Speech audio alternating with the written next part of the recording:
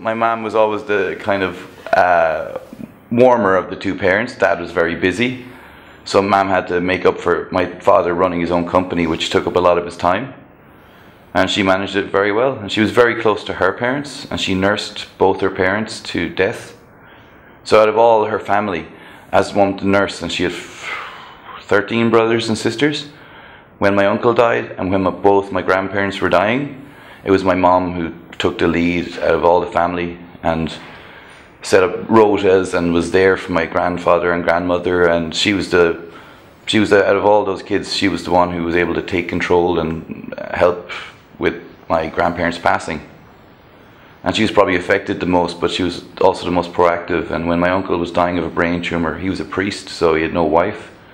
So she was one who managed the family timetable to who would be with him and who would look after him. And when I was home, I had to look after him for a day and stuff, and that was all her. So she's very caring, and she's very good at what she does.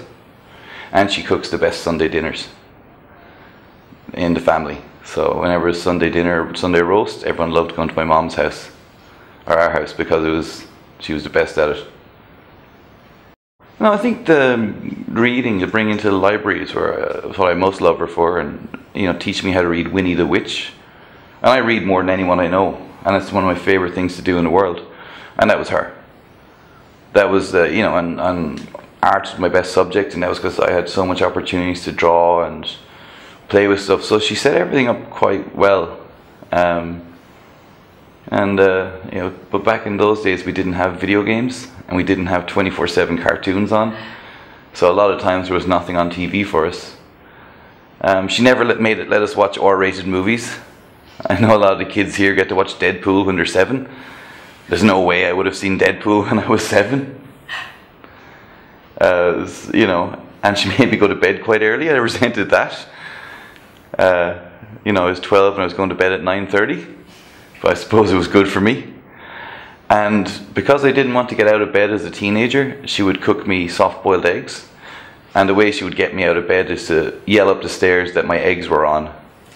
And because I'm so hungry, I'd go, okay.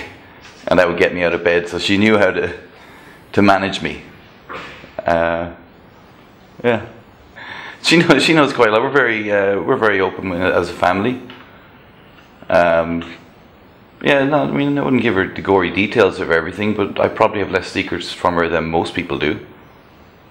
So, I've stayed up till 5 o'clock in the morning drinking wine and smoking cigarettes with her.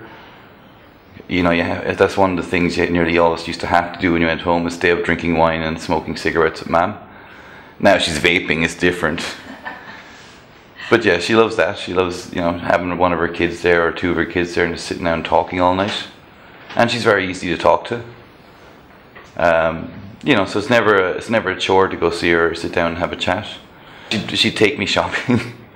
And she took me shopping when I was 13. And she asked the guy who owns the shop, what's fashionable? And I ended up with an open checked shirt and a polo neck. And in hindsight, don't let the owner of the fashion shop dress you. But she did. And when I bought a horrible, horrible, horrible orange puffer jacket, she kept her mouth shut and said, okay, I'll buy it for you.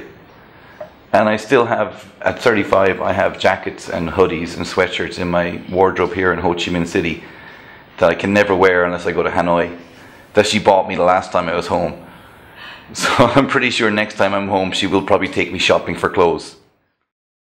You raise me up so I can't stand on mountains. You raise me up to walk on stormy seas. I am strong when